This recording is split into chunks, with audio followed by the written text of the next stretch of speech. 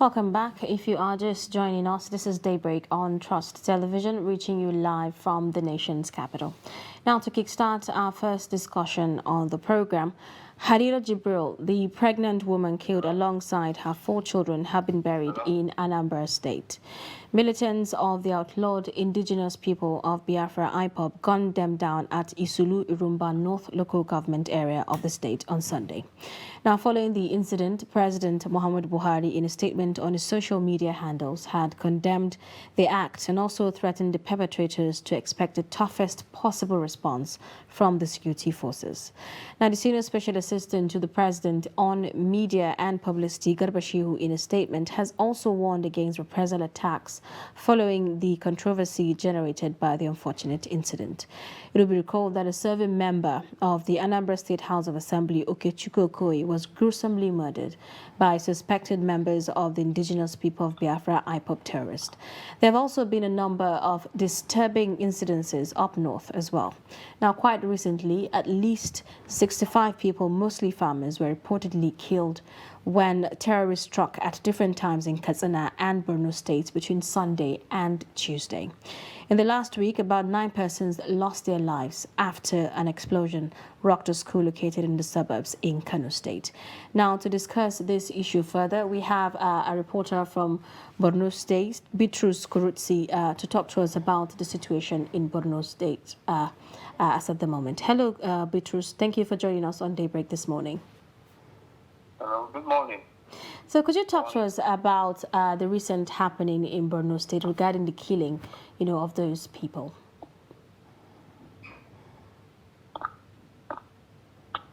Hello? Can you talk to us on the situation currently in Borno State? Okay, yes.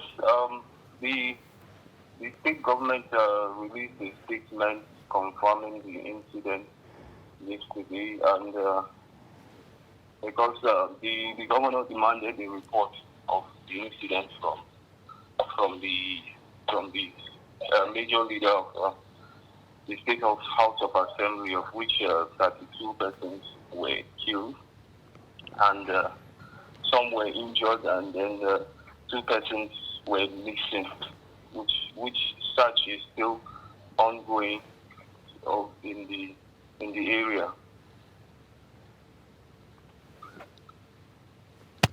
Hello? Okay. Can you go on? We can hear you. Yes. Yes. Currently, they are still searching for those that are still missing. So search is still ongoing, and then the incident is confirmed that they are scavengers. They are iron scavengers, not mostly farmers as reported, because according to the state governors, the state government report that most of them are scavengers, iron scavengers. Okay. Now, I saw a report where the Borno State governor was saying those that were killed were not actually farmers, but they were youths. Could you talk to us about that? Yes, because the state government made the confirmation when it released the statement that most of them are iron scavengers, not farmers as far as they are, because they were ambushed. They went in search of these metal ions in the neighboring community, so of which they were ambushed there. There was nothing to show that they were farmers, like maybe they were having farming tools or what have you, but because they were found with iron metals, so they were iron scavengers. All right, Richard. Let me ask. Well, it's very easy for the government to come out, or security agents to say they are doing all they can, and the people, their investigations are ongoing, and so forth. But you being on ground now, is there any heavy deployment of security agents? What is the situation there? Is there any action on ground? Do you have boots on the ground? Sir? Sorry, I did not get you. I did not get that. I said, is there any heavy presence of security agents? Do we have boots on the ground currently right now? Yes, definitely there will be, because just as I said, the search will be still ongoing. I'm sure the state government will after releasing a statement, there will definitely be a prompt action, sending security agencies like the police and the army to secure the place, of which they are still finding those who are missing, and then possibly recovering more bodies after the incident. And I'm sure that the governor will, there's no doubt that it's possible that he will visit the community. Well, currently, are these things currently happening? Is there a deployment right now? How present are the security agents in that area now, currently? Yes, and there are security agencies there, because the governor he spoke to the security agencies to ensure that the community is safe, because such kind of attack, definitely there will be a prompt action of sending security agencies over there to protect the community. Okay. Well, thank you so much, Beatrice, for talking to us on Daybreak this morning. We hope to get more details from you as we progress. Now, we still have the General Editor, Daily Trust, Hamza Idris, here to talk to us still on the security situation in the country. Now, Harira and her kids, have been buried. Could we get your reaction on that tragic incident? It's really traumatic because even her story came out belatedly because of what we call conspiracy of silence. Yes, when she was brutally murdered alongside her 4 children, the 5th one, was in her tummy. She was heavily pregnant, expecting to deliver anytime soon. But the legacy media was completely silent on her case. We saw the stories, on social media and all that, and for the fact that we have our reporters across. So we took the bull by the horn, let me be frank with you, because Daily Trust was the only legacy paper that reported this. And then we call the perpetrators out. We say IPOP. But if you check the papers, even this morning, you will see most papers call them unknown gunmen. Unknown gunmen, yes. And there is nothing like unknown gunmen. So you can see that even the media is divided for obvious reasons. But I think we discharge our responsibility and we remain on top of the story, even though there was a rejoinder, but nobody faulted the substance of our story, man's inhumanity to man. This woman, she only visited her sister in a neighboring community in Anambra State, and then on her way back, they stopped her, they killed her, they killed the children. Quite tragic incident, I must say. Talking about legacy paper reporting this incident, does it mean that now the media is afraid to report such cases, or what really is the problem? We allow sentiments to becloud our judgment, and it's very unfortunate because by the time we miss the media, a recipe for what? Anarchy. Because the learned people say you rather have the media than to have government. But when you have a vibrant media, meaning you have government, because the media will, subject leaders to account. You can see how people are now responding. How many days after? Simply because certain people feel there is the need to do the right thing. Right. This newspaper, we've been let me say, petitioned. Harassed. There was nothing that we've not seen, but we know that it is the journalistic instinct that drives what we do, and we are first accountable to humanity, let me put it this way. So we do our best. Wherever things happen, we report it. But there is slant in the media terrain. If something happened in the north, you see the southern media, hammering on it for 2 months or 3 months. It will be leading. This is the forest that look. The Sokoto is life is life. We reported what happened in Sokoto. We called people out and all that. And I think if you want to build institution, this is the way to go, so that the institution will outlive you. Yes, but many media houses, they have boxed themselves to a corner now because they have taken side. So if something happened, they now realize that they have caged themselves.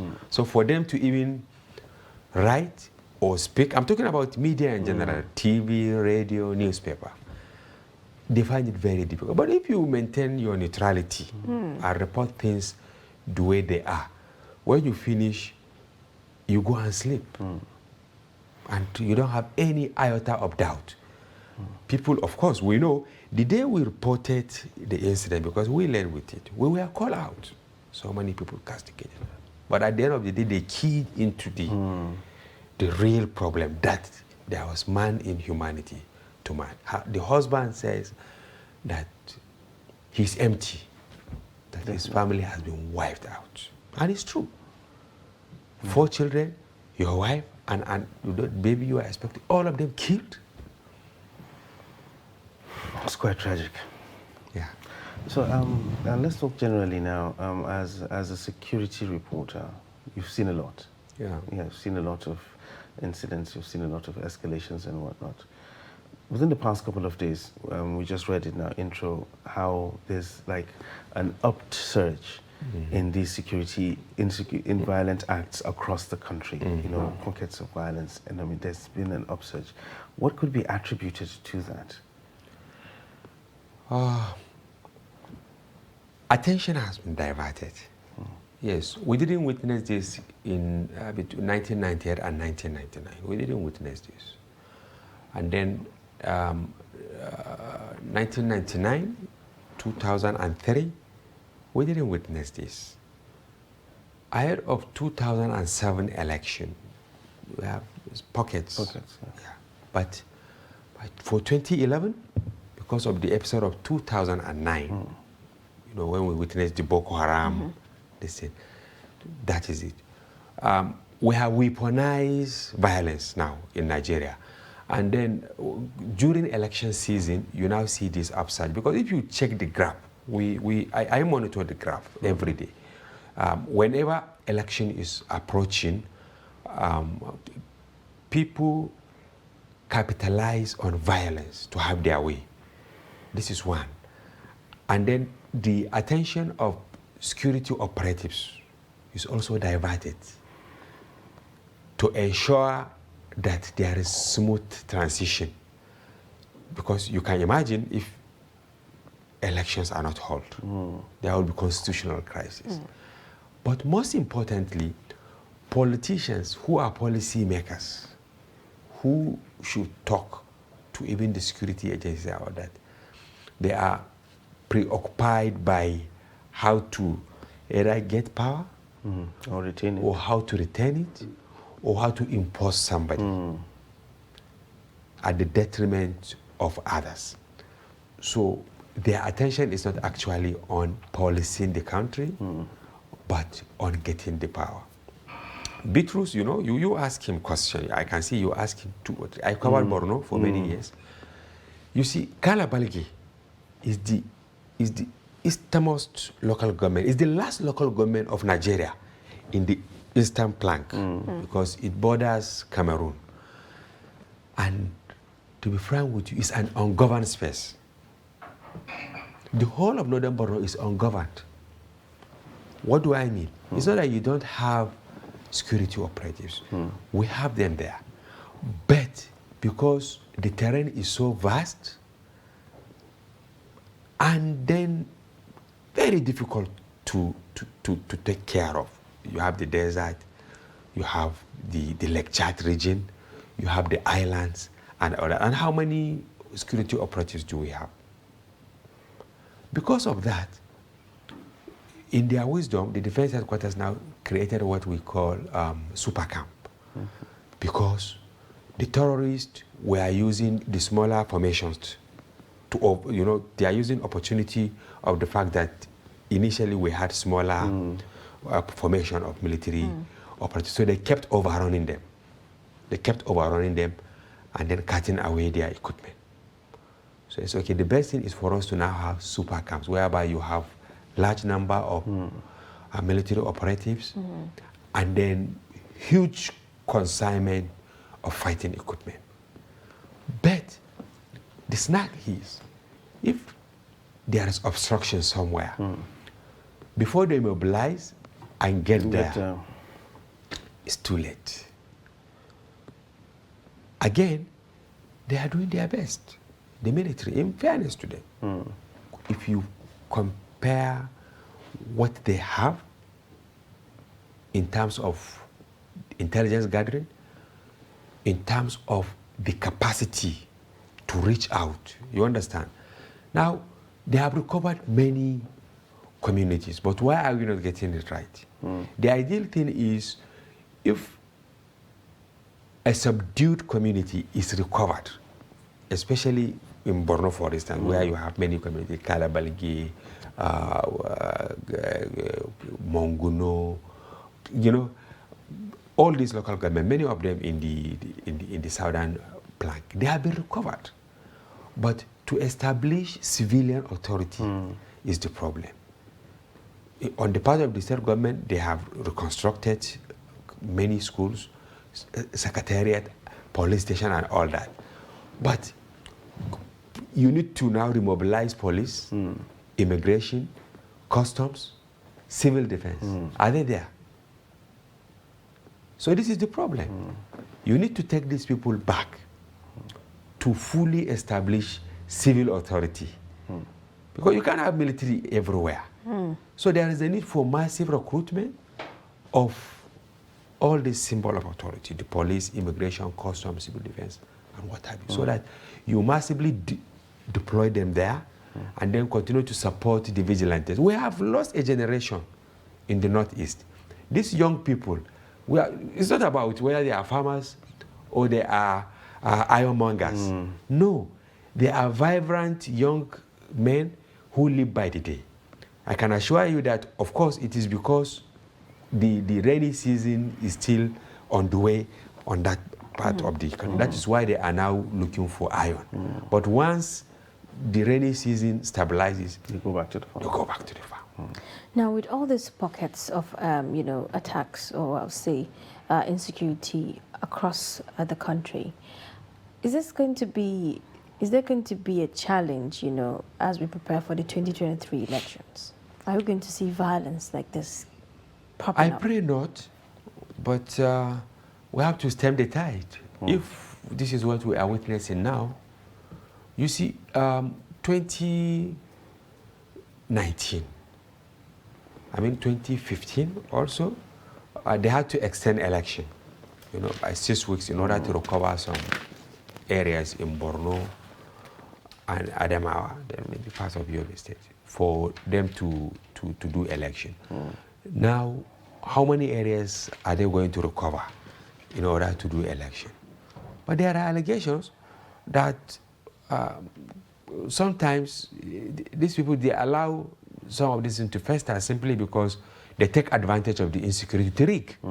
Because if people cannot go out and vote, and the Electoral Act is clear, governor must, have spread. Even for the president, you must have geographical spread. So you now see us bringing people to concentrated camps. I will not say IDP camps. You bring them to concentrated camps for political expediency. You now write results. And at the end of the day, you circumvent the process. But I don't want to believe in this, but this is one of the theories. So the president, this is his last season.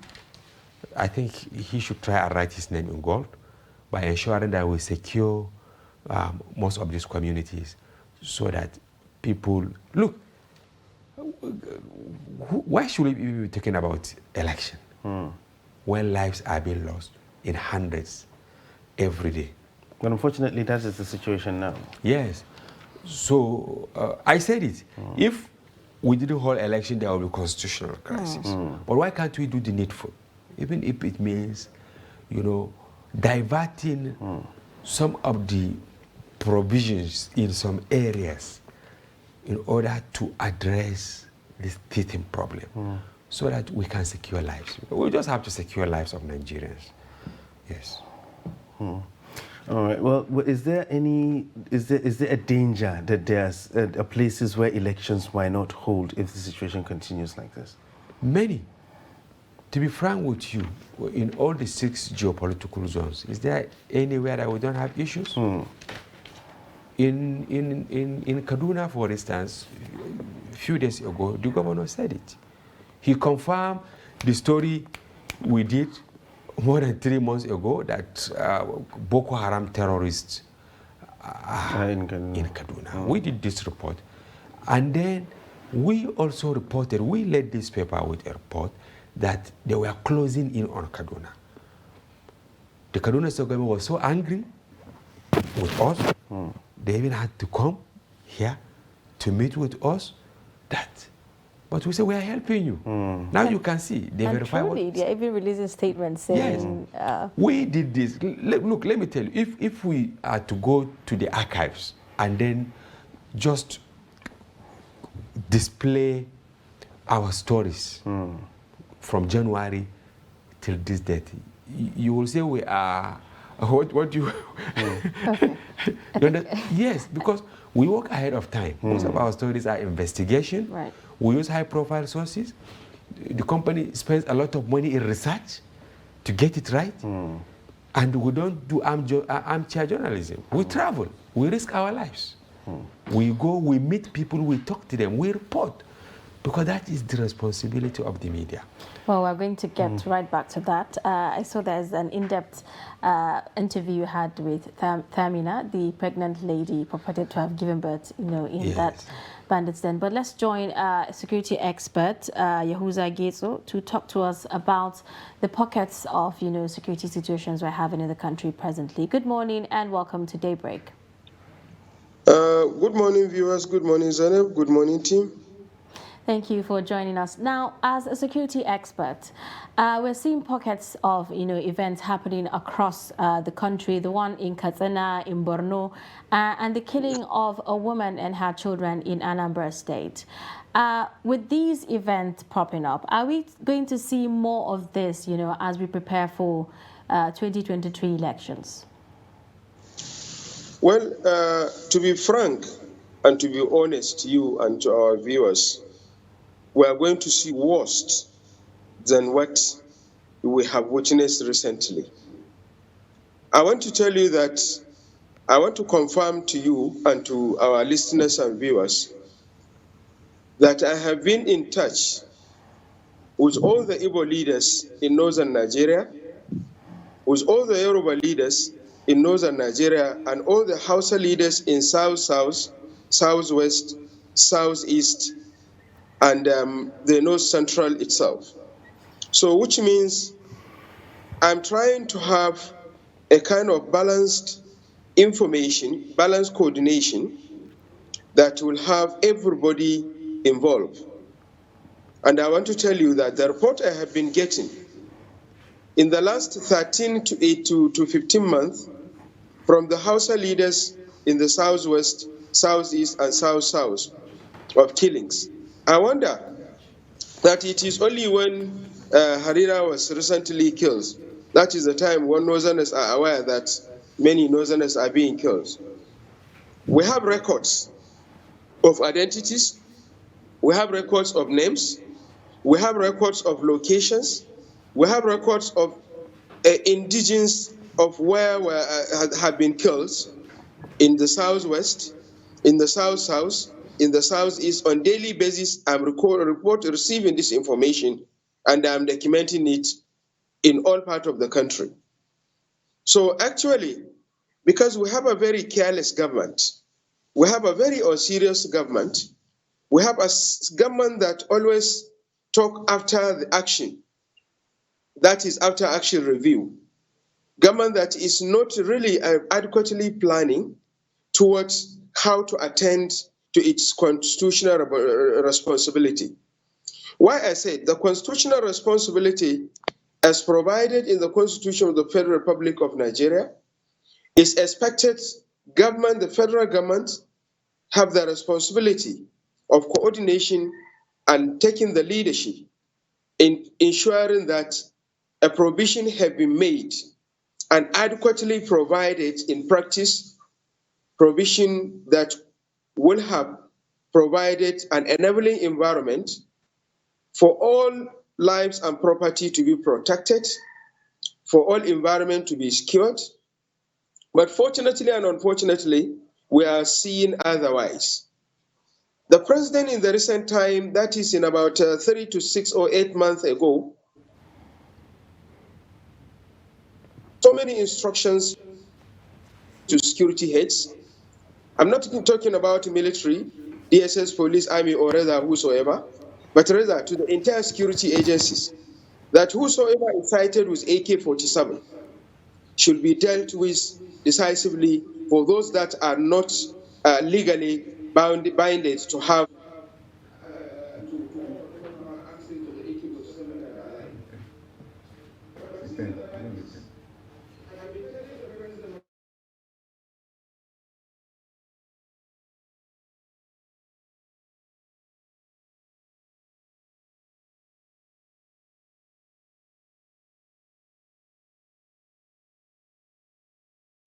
arguing, and I keep saying, and I will repeat myself, that there is no location of bandits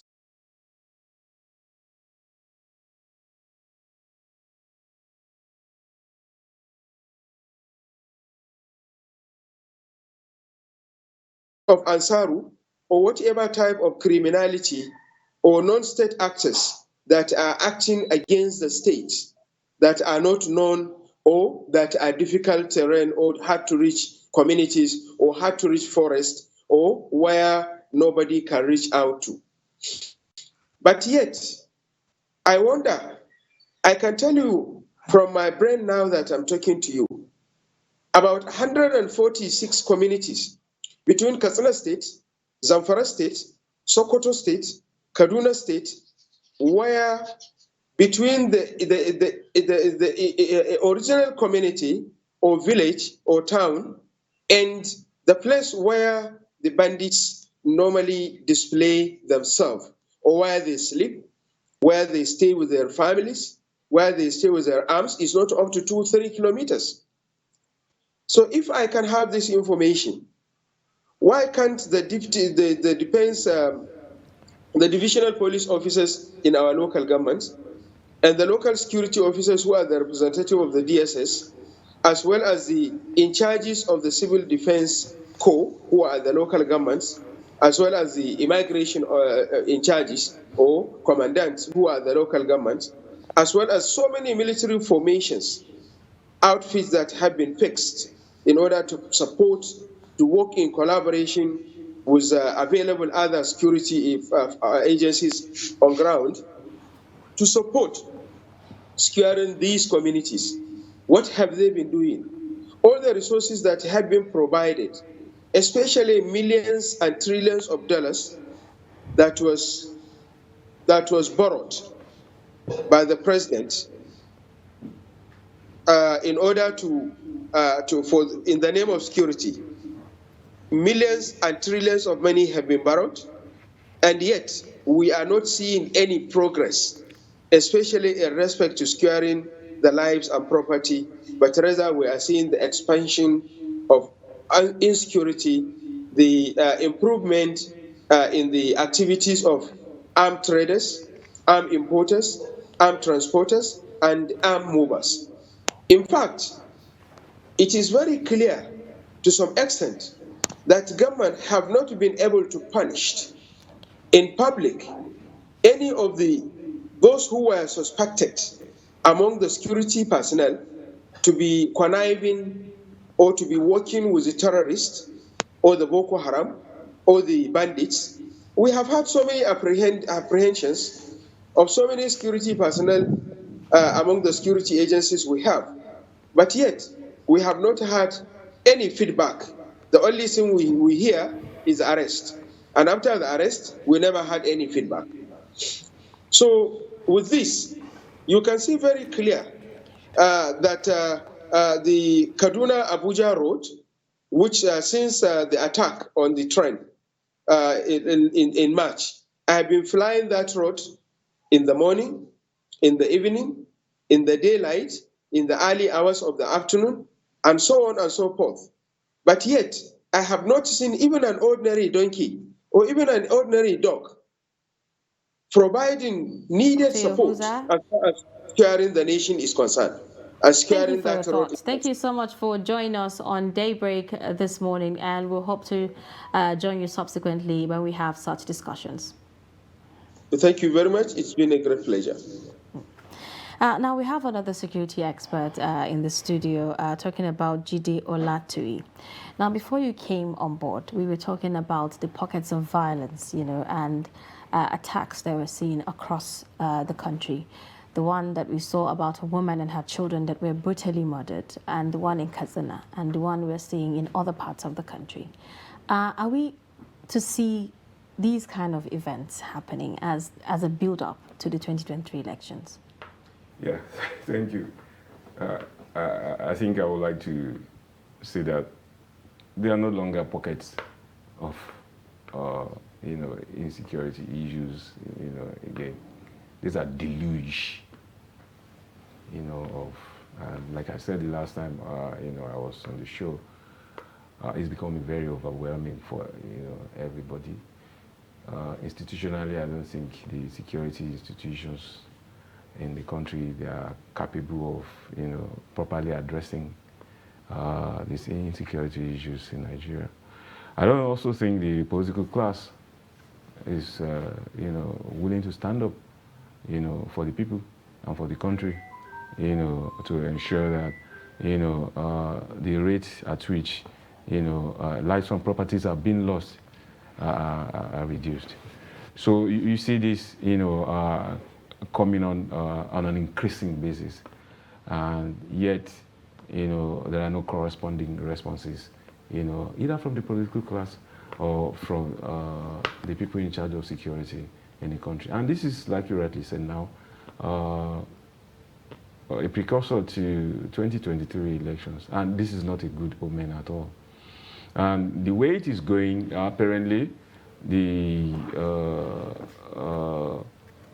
political class and the political parties, seem to be aloof about it, pretending as if they are not aware of even what is going on. Because you now want to even ask, how come is it that out of all the political aspirants, none has come up and said, all of us come together, let's do, a conference, a security conference, I mean, let's discuss this. Let's do, a town hall meeting. Let's suspend campaign for, for the time being. Let's, stop meeting delegates. Plead with your party. Let's inter-party activities. I mean, make it a non-partisan kind of thing. Even within one party, you can organize a conference. Talk less of, gathering all the parties together, all the political aspirants together. Let's talk about this thing. How do we, move ahead? Because even their own lives as politicians or their supporters is not even safe. We saw what happened, with the Anambra, is it the PA or the SA to the Anambra State Governor who was beheaded? Okay, member of Assembly. Member of the National House of Assembly. All right. Let me go back to you, Hamza. You made mention of areas in Borno State that are virtually ungoverned. Virtually ungoverned. It's difficult for security agents to actually go there because of the terrain and whatnot. Is this the time where we talk about civilian vigilantes? I mean, like people that are actually in the area to be empowered to actually secure their own areas? Exactly. You see, that issue I raised is the same problem in the North Central, the same problem in the Northwest, the same problem in the Southeast and South-South. You have ungoverned spaces. Where are the forest rangers? And we have completely forgotten community policy. It's key. Before, I know some of us that maybe about 50 years or thereabout, we know that when we were young, you can't visit a community without the knowledge of the ward head. But now it's completely disjointed.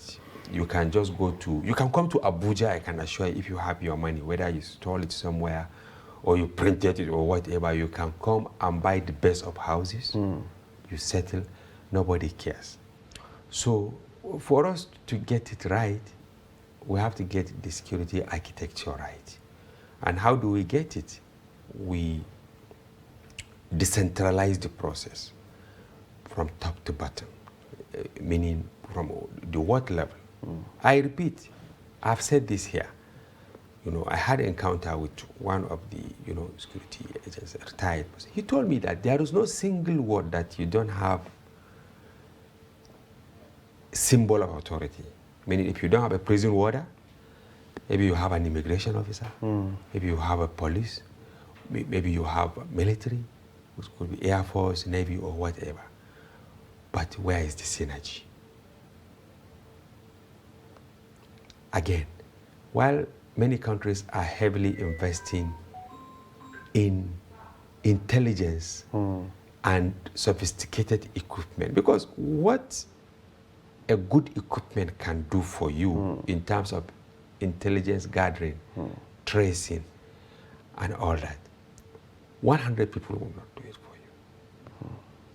If you have a functional camera, for instance, here in Jabi, or a drone somewhere that is just flying, and then you have young people that you keep, they are monitoring, before you know, they will just be picking criminals. I have seen it in so many countries that it is intelligence gathering. These youth corps members that we can make good use of them, but we need to spend a lot of money on intelligence because we are always on reactive measures rather than proactive. Because that was where I was actually heading. I wanted to ask Mr. Jide, is this lack of intelligence gathering that we actually have? No, it's not that we're not. We are doing it. It's utilizing it, right?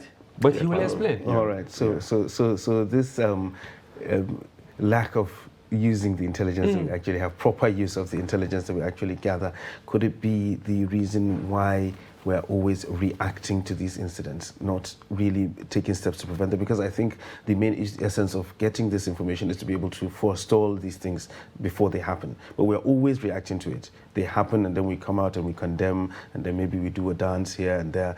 But is that the reason why we're unable to do this? Okay, I think essentially the security apparatus in the country is not very well equipped to fight asymmetric warfare. Fighting bandits, fighting terrorists, guerrilla warfare. They are asymmetric warfare for security apparatus that is trained in a conventional manner. Just like you see in Russia, those are conventional kind of, war that you have, that are governed by, international statutes.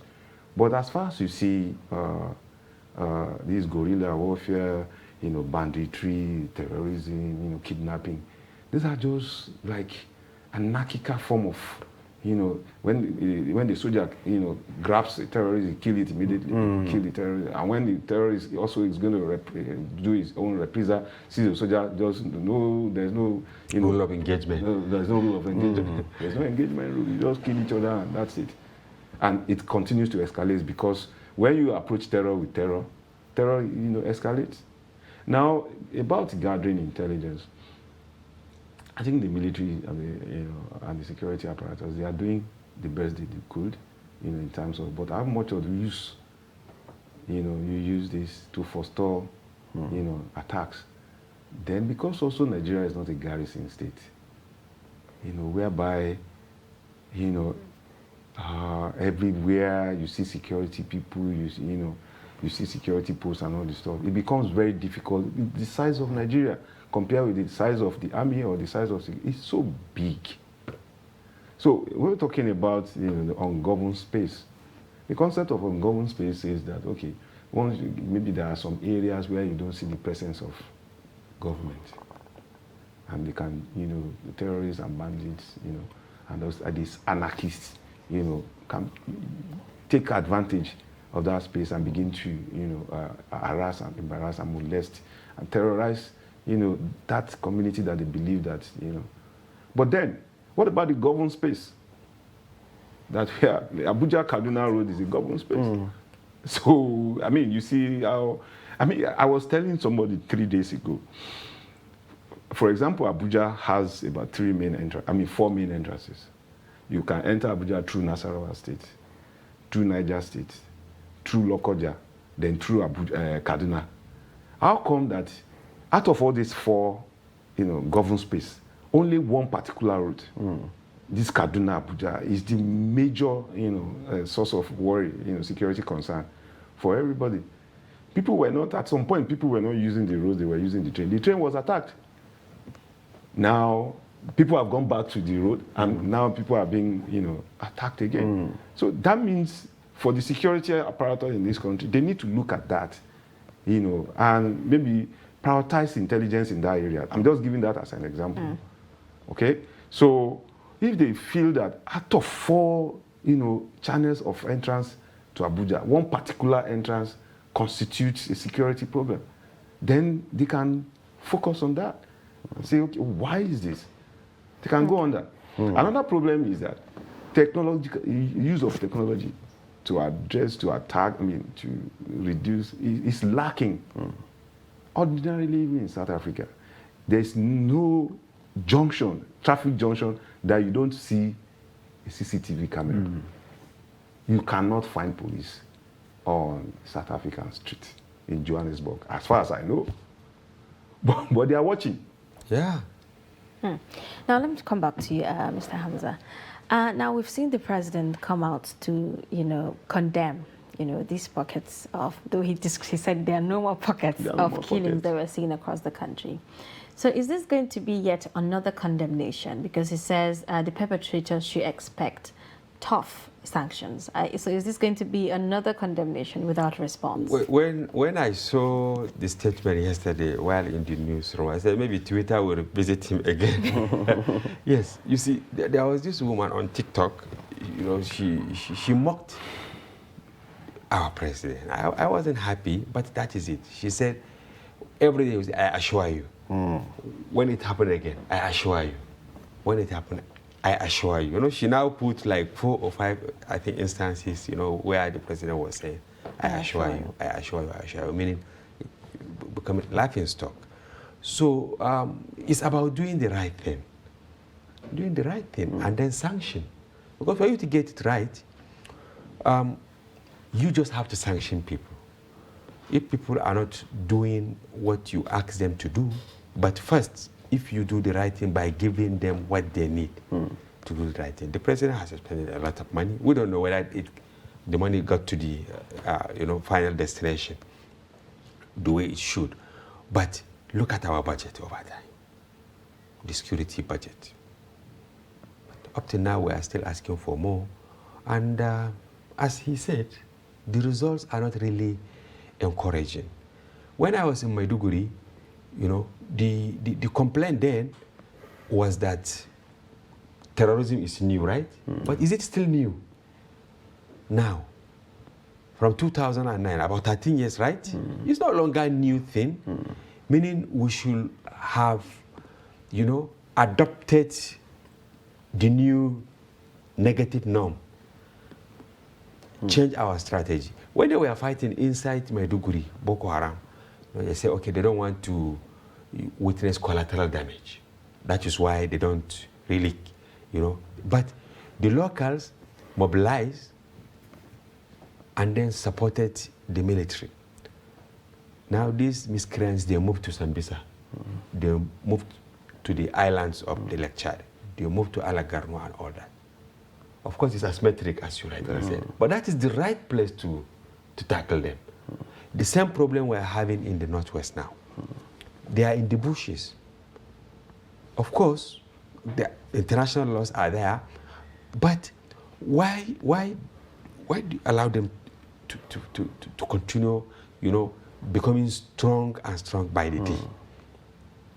Now from Kaduna up to Sokoto and Kebbi, the vast forest is being controlled by terrorists. They have formed alliances now. We call them bandits, but they are terrorists. The abductors of this Kaduna, it was not carried out by bandits. Boko Haram, Ansaru, or whatever name, because they change, but they are all terrorists. Now you can see they have helped. And I said this severally, that we shouldn't allow the terrorism to get to the North Central, because it will be very difficult to handle. As he said, you have so many corridors now. And all these contiguous states, you see them moving with ease. When they were in the Northeast, that was where they're supposed to contain them. But now, I think we need the mercy of God to actually address. So containment gets difficult as it goes along. Well, we're still talking security right here on Daybreak on Trust TV. We'll take a short break, and when we return, the show continues. Still stay with us.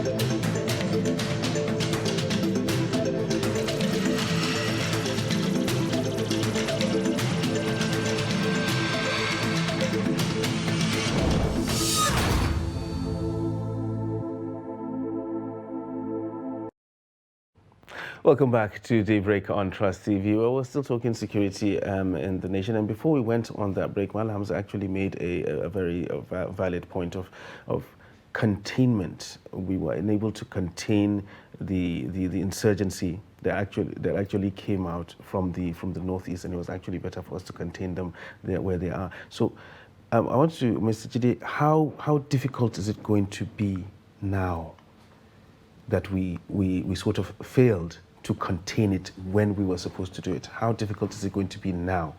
Yeah, so I was just trying to respond to, what Mr. Hamza said. That in terms of containing, we all know that this spectrum of, terrorism, extremism, fundamentalism, emanated from the Northeast. It could have been so good for the administration, whether it's Buhari administration or Jonathan administration now, to have done all that they could to ensure that, these various forms of attacks are contained in a particular, and, focus it on that so that it doesn't, spread. But now it seems to be permitted to the other regions. We are talking about the Northwest, Kaduna and that axis.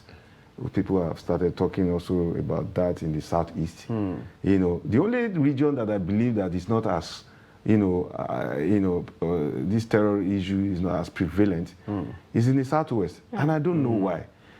Probably because I was in Lagos and Ibadan, Oyo State, about a month or two ago.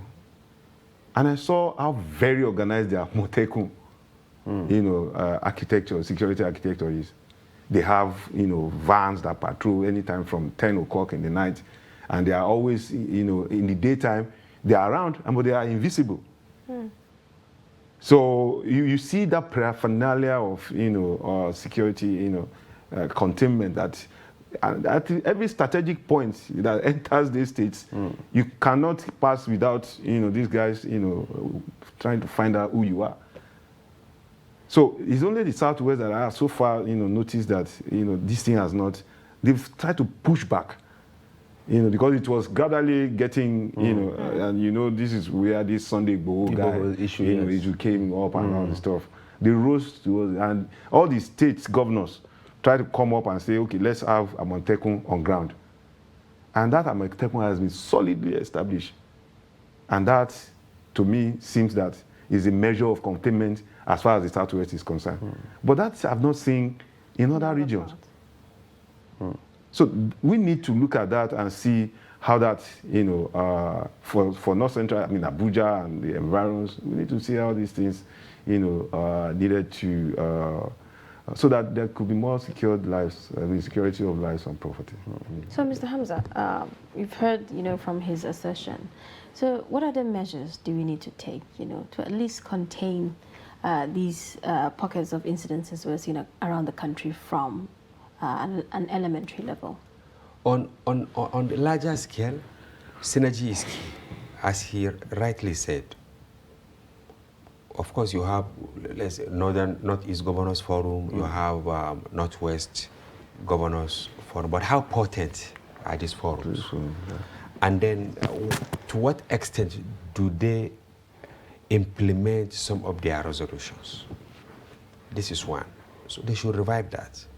And then secondly, they should go all out to see that they domesticate security. What do I mean? Give the instrument of authority to local leaders, but sanction them. I believe in sanction. You should have ward heads, because if you now trickle it down, it starts from ward head. You say every ward head must police his jurisdiction. You will succeed. Every district head should monitor his territory. Then you get to third-class emirs, you get to second-class emirs, to first-class emirs, and you meet with them. Support them. If we do this, I can assure you that we will pick the criminals among us, because the criminals are not more than the pious people among us. So we have to go back to the grassroots. It's not possible for all of us to be police in uniform, right? But we can all be police operatives in mind. And as I said, in those, yes, you have the forest rangers. That, you know, basically you employ them to take care of the forest, to preserve the, you know, fauna. You understand? But now, where are they? And that is why the famous Sambisa forest is there, ungoverned. The Alagarno, the Burnungwari, you know, all our forests are so porous that terrorists now, you know, live like kings in those areas. You know, they give. Somebody called and told us that along Burnungwari, for you to now buy a car, you have to go and register with the bandits or the terrorists. Yes. For you to farm, you have to get permission from them. And then if you want to go to the fertile area, you even have to bribe them. You pay taxes to them. This was what we witnessed in the Northeast, but it is fully entrenched in the North Central, simply because we are not doing the right thing. Of course, like in Zamfara, they have removed some emirs because they allegedly connive with but that is the right thing. And then let's see the laws being worked. You mentioned that arrest will be made, bandits or terrorists or whatever, but after the media trial, that is the end. And then when you talk to some communities, they tell you that some of those people that we've seen on it's like they are back. So it's really problematic. So for us to get it right, we must have the ground rules, and we should be seen to implement and sanction people who violate the ground rules. Okay. Mr. Jide, in as much as it's the point he just raised, okay, bringing security apart to the grassroots, make sure the people are involved and the rest of it, how damaging is the complicity of the people around with the bandits? Because we have got a lot of reports that these bandits actually get information from the people in within the community. They have agents here and there that actually feed them information and feed them intelligence, and they use this information and intelligence to actually launch their attacks. How damaging is that complicity to the fight against insecurity? Well, you know, when people have lost total trust and confidence in the institution of state to protect life and property, they are left at the mercy of bandits. They can compromise at intelligence level, at economic level, at community level. They can compromise. God forbid bad thing. Even if I find myself in such communities, or you, and you don't have the kind of protection, the kind of assistance that you need for government to protect you, and if bandits are offering you protection, if they are so it's an ungoverned space. So once it's an ungoverned space, it's just like what we said the last time. We say, might is right. Whoever is the one that is, if it's the state, if it's the institutional state that is, capable to protect you, you align with the state. If it's the bandit or the terrorist that is, you align with them. Right. Unfortunately, that's the scenario in most of all this, So they choose to dine with the devil. So, with a long, So, but then, I look at some of the history of terrorism and in some countries, how they've been able to cope, and survive, terror. Before, in the U.S., most of the embassies, United States embassies in almost all of the countries in the world, they're target of attack. In the 90s, in the 80s, in the 70s, in the 60s. Even in Africa, that there used to be, an having of peace and, but now, from the time in Tanzania, in Sudan, in Kenya, but then America rose up to it. Technology-wise, military-wise, personnel-wise, intelligence-wise. So you can't hear that American embassy is bombed or is attacked anywhere around, the way it used to be in the past. Even the UK, they used to have, the Irish, So you don't get to see that any longer the way, then we need to learn from that. It is not always that easy. Because I heard when you say, from 2009, terrorism has even been there before, 2009. Sometimes it takes 60 years continuously to be able to fight and win. You can't even win. You can only, you can only reduce it. So, when the president comes out and say, I can assure you, it's a good thing that he's trying to do. At least we've been asking that he should also be coming out and be talking to the people. But when you talk is cheap. You talked about sanction. You say, in the last 2-3 weeks, 1 month, 2 months, this is the number of killing that has happened in so-so region, in so-so region, in so-so region. What are you people, security people, doing?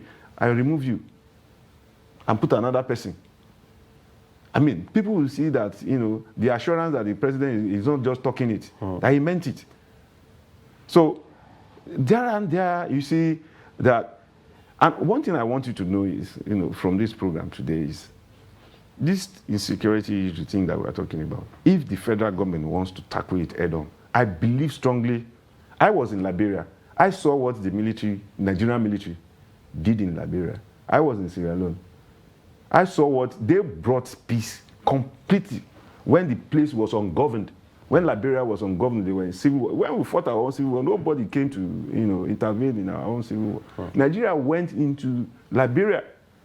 Till tomorrow, Liberians are still grateful that Nigerians, because they got to a point where nobody was able to rescue them. Americans were not even ready to go into Liberia. They were not ready to lose lives. Nigerians went straight into, from Victor Malu, Dongoyaro, to Victor Malu, to all of these force commanders. And they brought peace to that, peace and stability and security to that country. That same country that fought and brought peace to Liberia, to Sierra Leone, to Cote d'Ivoire, is now the one that is now, experiencing insecurity. So it's more like, unbelievable for some of all these countries to even be hearing all these kinds of things. And, So I believe strongly that if this country wants to fight insecurity head on, they are more than capable to do it. Okay. So, okay. I'd like to ask Mr. Hamza this one. You recently interviewed the pregnant lady, that was released by terrorists who abducted passengers on the Abuja-Kaduna, train attack. What was the kind of information she divulged to you? Okay, before I give you answer to that, women are always interested in secrets. I just want to add a point or two on these spaces. You see, terrorists, their propensity for mischief is extremely high.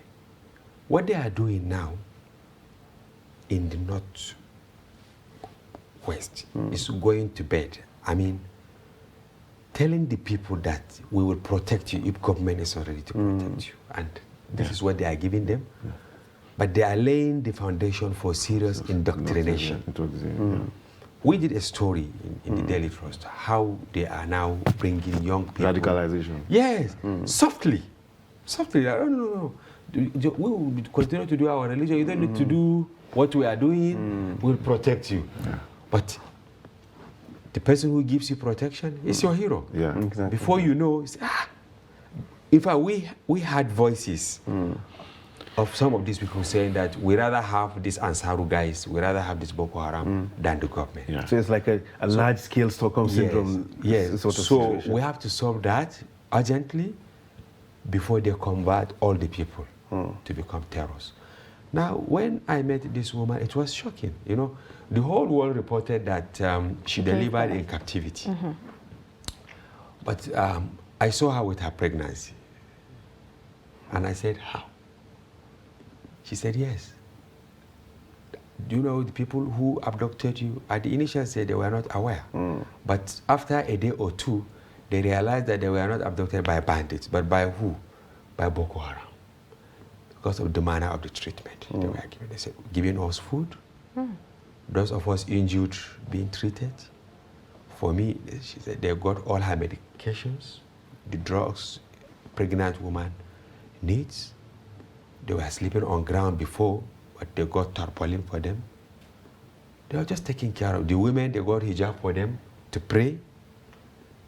But most importantly, they didn't ask for ransom. This is the takeaway I came with after meeting the woman. But with a message that the only way the remaining captives will be released is when the federal government also release The children. They mentioned 8 people. It may be true. Children. They mentioned 8 children. But as somebody who has been covering Boko Haram, I know how they shift goalposts. But for now, I think something should be done to see that we resolve this problem. But it's really, really dicey. From what you told me, force will not bring them back. Yes. Well, I would like for you to react to just another news I'm seeing right now, but let me read that before they quickly react to that. This is an exclusive by Premium Times saying that prison officials are considering moving suspended police officer Abba Kyari to the custody of the State Security Service from the Kuje prison after he nearly got murdered by aggrieved inmates who accused him of insincerity in bribe for release deals when he was in active service. Now, according to internal documents and officials accessed by Premium Times, the attack happened on May 4th, months after Kyari, who is on trial for drug-related offenses, was remanded. His attackers were about 190, an official said, and they are mostly in prison for drug offenses. Kyari, a deputy commissioner of police, was decorated COP and head of the elite intelligence response team of the Inspector General of Police before his fall. He was suspended from police duties after being named last July by American investigators as an accomplice in the international fraud and money laundering scheme of Ramon Abbas, popularly called Hush Puppy. Now, could you quickly get you comment on that? Why me? quickly get your reaction on that? You see, is our correctional policy. You don't lump all sorts of criminals Together. It's wrong. I don't know where they kept him in Kuje, but if barons will have access to him, even though his crime, is a bit different, I think it's wrong. It's an indictment on the security architecture. Both the prison officials and then those who took him there for custody. Honestly, usually, we know from other prisons whereby, like ex-police officers are kept in protective custody because of the criminals that they actually put away. Yes. Some of them are actually there. But now you lump them you put them together. 190 is a large number, isn't it? So yeah, because we are complaining about insecurity in the open space. So at the high-profile one, in the government space. Yeah, in the government space, Maximum security. Maximum security, prisons. So people are also Hush Puppy is also complaining that his life is not safe. So where will life be safe? If they move him from Kuje to is it DSS custody or even the maximum? Probably it should be better at maximum security prison. Yeah, but I think it's the configuration. That is where exactly the problem, maybe the segregation of the you defense. now say you put maybe armed robber because this is what is happening. You see armed robber, and that is why most people come out from prison worse than they were. Because it's supposed to be correctional. Yeah. So that it can be useful from the society when you probably have served your terms or you are in detention or whatever. When you come back to the society, be a better person. You can be a better person. You can be, you can even probably, except that maybe you may not be able to aspire to political posts, but at least, you can be a good asset to security people in terms of limiting or reducing crime and criminality and stuff like that. In some of these Western countries, even barons, people that are hardened criminals, when they go through the correctional service, they change, and they use them as Right. you know, as Change they be on agents. as change agents, you know, as they put them on payroll because no other organization can probably take them or recruit them for anything. So, but it's the same security, you know, they have been working against the security system architecture, but now they are part of it and they really want to be working, you know. And honestly, I saw it in Saudi Arabia where high-profile terrorists they become reform agents. Reformed agents, you know. So that's why, sorry, so this is why I was going to say that one of the problems that we do have in Nigeria in terms of confronting terrorism is that this strategy for fighting terrorism in Nigeria is counter-terrorism strategies. But I'd like to hold you there if we have time. We have a very interesting conversation. Because of time, we cannot continue. We hope to have this conversation more, you know, as we come on Daybreak this morning. Thank you so much, Mr. Hamza and Mr. Jide, for coming on the program this morning. Thank you for having me. Well, that's how we're going to wrap up Daybreak and Trust TV this lovely morning. Hope you enjoyed the program. And of course, catch us tomorrow, same time, same station. I am Ibrahim Yusuf. And I'm Zainab Bala. See you tomorrow.